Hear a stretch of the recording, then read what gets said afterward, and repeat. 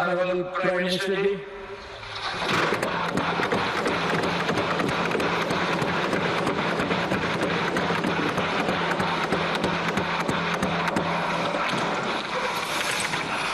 हमारे सभापति जी, पश्चिम एशिया में चल रहे युद्ध और उससे बनी परिस्थितियों से हम सभी परिचित हैं। मैं आज संसद के उच्च सदन के सामने और देशवासियों के सामने इन विकट परिस्थितियों पर सरकार का पक्ष साझा करने के लिए उपस्थित हुआ हूं। पश्चिम एशिया में चल रहे इस युद्ध को 3 सप्ताह से अधिक का समय हो चुका है।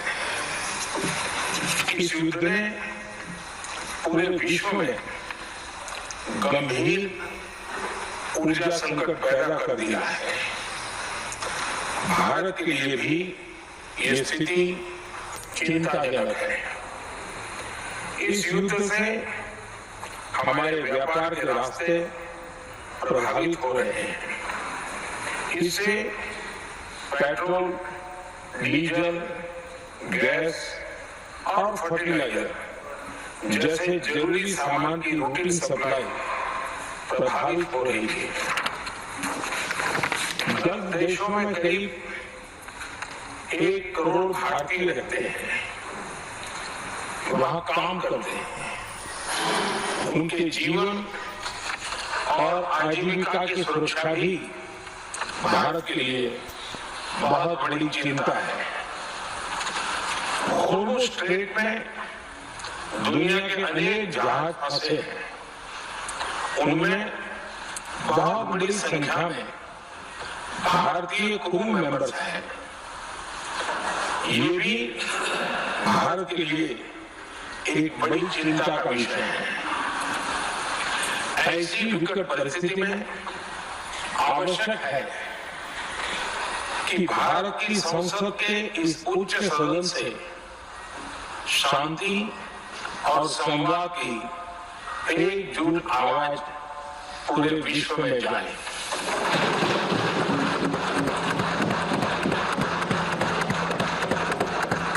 सभापति जी, युद्ध की शुरुआत के बाद से मैंने पश्चिम एशिया के ज्यादातर देशों के राष्ट्राध्यक्षों के साथ 2 राउंड फोन पर बात की है।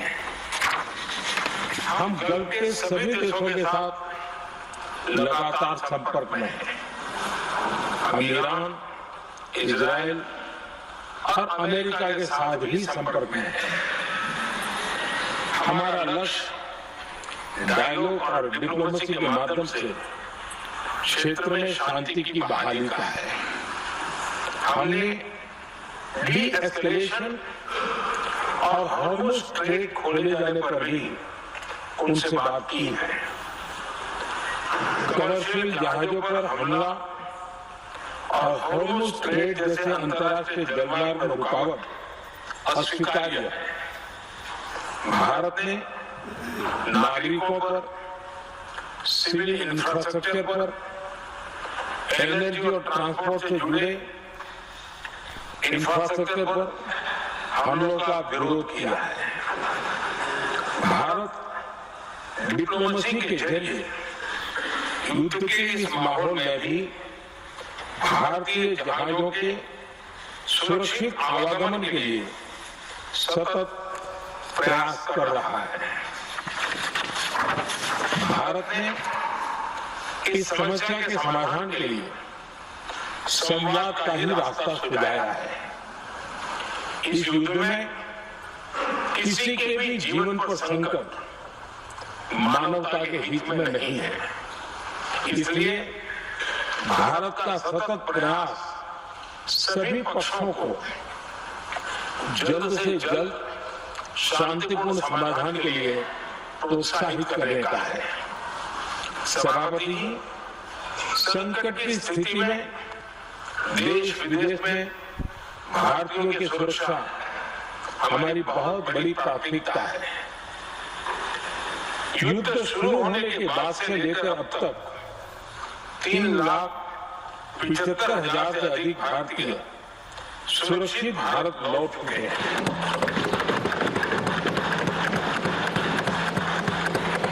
ईरान से ही अभी तक 1,000 से अधिक भारतीय सुरक्षित वापस लौटे हैं।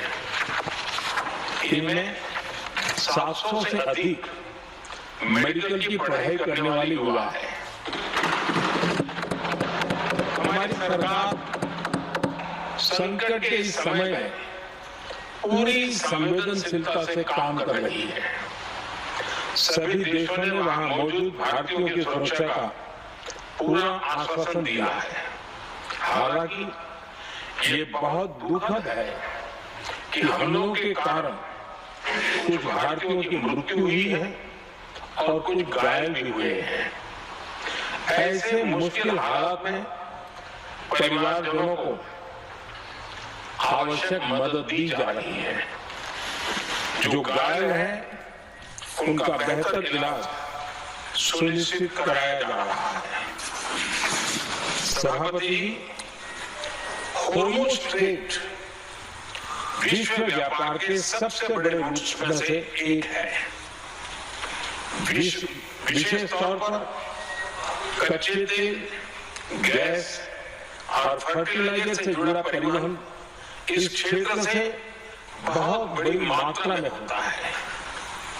युद्ध के बाद से ही हॉर्मुज़ स्ट्रेट में जहाजों का आना जाना बहुत चुनौतीपूर्ण हो गया है।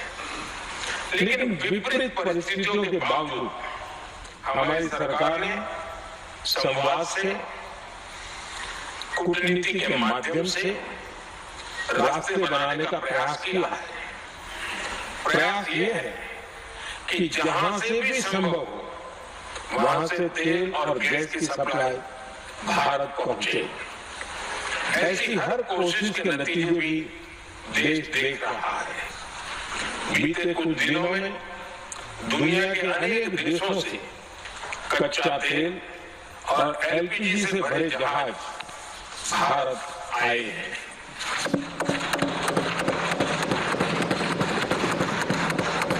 इस दिशा में हमारे प्रयास आने वाले दिनों में भी जारी रहेंगे। सभापति जी, भारत का प्रयास है कि तेल हो, गैस हो, फर्टिलाइजर हो, ऐसे हर जरूरी सामान से जुड़े जहाज भारत तक सुरक्षित पहुंचे। लेकिन इस युद्ध से बनी वैश्विक परिस्थितियां अगर लंबे समय तक बनी रहती है तो गंभीर दुष्परिणाम तय है। इसलिए भारत ने अपनी रिलियंस बढ़ाने के लिए जो भी प्रयास बीते वर्षों में किए हैं, उनको और गति दे रहा है। सभापति जी, कोई भी संकट वो हमारे हौसलों और हमारे प्रयास दोनों की परीक्षा लेता है। देश ऐसे संकटों का बेहतर तरीके से सामना कर सके, इसके लिए बीते 11 वर्षों में निरंतर निर्णय लिए गए हैं। एनर्जी इंपोर्ट का डाइवर्सिफिकेशन ऐसे ही प्रयासों का हिस्सा है। पहले क्रूड ऑयल, एलएनजी, एलपीजी ऐसी एनर्जी जरूरतों के लिए 27 देशों से इंपोर्ट किया जाता था। वहीं आज भारत 41 देशों से एनर्जी इंपोर्ट करता है। बीते दशक में भारत ने संकट के ऐसे ही समय के लिए कच्चे तेल के भंडारों को भी प्राथमिकता दी है। हमारी तेल कंपनियां संकट के समय के लिए काफी मात्रा में पेट्रोल और डीजल का भंडार रखती है। बीते 11 वर्षों में 53 लाख मीट्रिक टन से अधिक